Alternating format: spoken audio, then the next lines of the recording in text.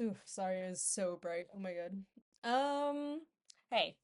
So earlier this year, and I want to say maybe 2 or 3 months ago, I decided to make a new video, do a project on nostalgia and how every single reader that is still reading well into their adult life has a few books that they can recall off of the top of their head of the books that made them utterly fall in love with reading. I myself have a few of those.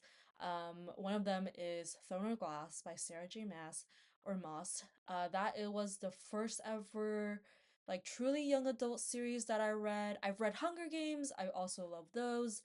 And there is Secret History that really like made me fall in love with like the kind of genre that is very annoying these days, but just a bunch of very attractive people going to an expensive school and they're all rich and beautiful and all that stuff. Then you have Mexican Gothic. I love that book. I honestly just really like that kind of gothic era vibe, and it was so refreshing reading that kind of book set in a setting that is not, Britain. um and I really enjoyed it. Those were like, some of the books I really really loved. And then of course, last but not least, Uprooted by Naomi Novik. That book taught me what it meant to keep a reader glued to the page and not want it to end, even though it is such a long book, but but short enough that you're kind of like, wow, how is this just one book? It feels like it should be three, right? So I have all of those like of my favorites that I go back to in my head. There's also Winter's Curse by Marie Rutkowski, I believe that's how you pronounce her name. But yeah, so those were all of my favorites. And I decided for that video project, I would find three books that are very similar to them. I would look for books that people either recommended or online or in videos saying, if you really enjoyed this book, you will love this book. And that is what the publishing companies do. They always have that, like, little tagline. Okay, so Never Ever After by Sue Lin Tan. Not all fairy tales and happily ever after in the Cinderella inspired fantasy by the best-selling author of Daughter of the Moon Goddess for fans of Renee Adea, Tahira Mafi, and Stephanie Garber. So you kind of already have an inkling as to what kind of story this is going to be. Just based on those three household names in like the kind of romance young adult sphere. And I was kind of doing that. So for Uprooted, I decided to read The Bear and the Nightingale by Catherine Arden, and then I read If We Were Villains by M. L. Rio for The Secret History. And last but not least, I read The Hacienda by Isabel Cañas for Mexican Gothic. Those were the three books that were highly kind of compared to. Two videos separately I watched said, oh yeah, ML Rio for Uprooted History, and then Hacienda for Mexican Gothic. And then for Bear and Nightingale, I had to kind of go on Reddit and be like, hey, I'm lots of people have read that book, so I'm sure lots of people have asked about that book too. So that's how I got it. Over the course of the month, I actually like challenged myself because my reading pace is like less than a month. Or sorry, like is a month plus for a book. I just because I hop around books so often that I just like I do like 5% progress on one book and 5% progress on another. But for this video project, I was like, I'm gonna finish everything before having to return them to the library. And I in overall, I enjoyed those three books.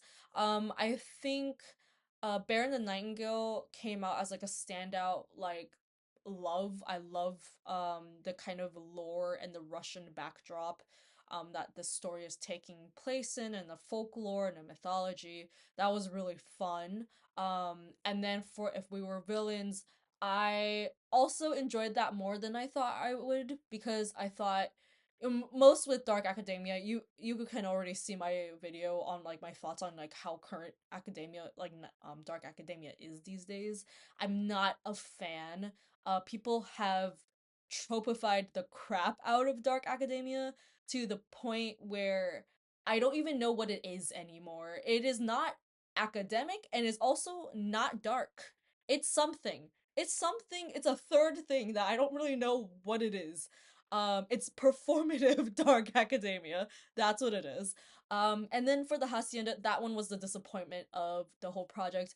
I did not care for the protagonist. I did not care for the quote unquote love interest. I was like, as I was finishing up the book, I was like, oh, thank God it's over. But then I turned the page and there'd be another chapter. And I'm like, dude, how much more are you going to squeeze out this like kind of epilogue conclusion?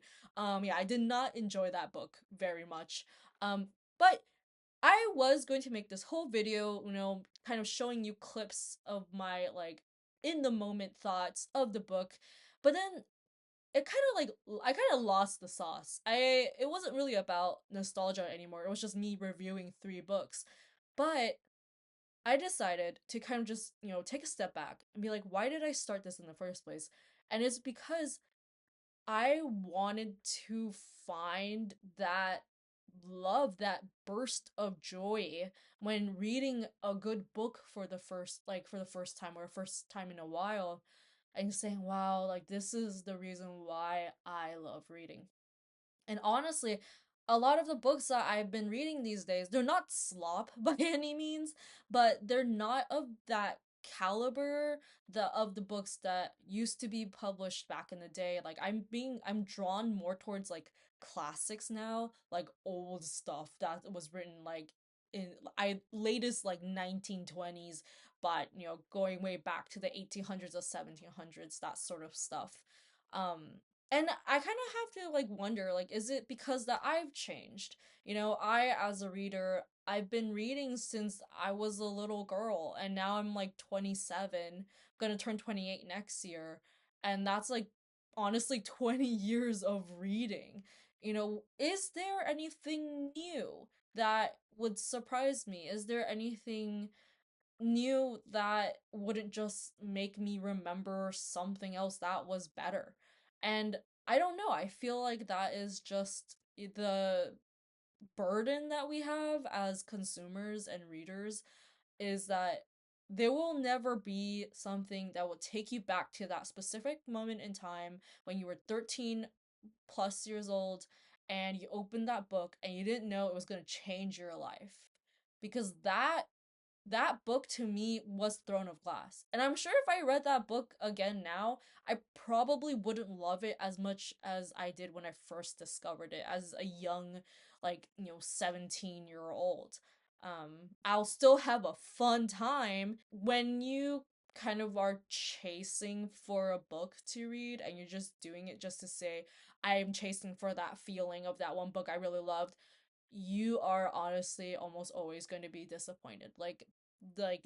Circumstances have changed. You have changed, and it's better to just go out and find different genres, find different authors, find different like topics to read, because then you'll be able to find your favorite of that field or subject matter. Maybe that'll take you to something else. Like maybe nostalgia is fun and games until you kind of beat nostalgia to death and you are no longer, finding enjoyment in anything anymore because you're just still chasing that high from like 10, 20 years ago. Yeah, thank you so much for watching, and I will see you guys next time.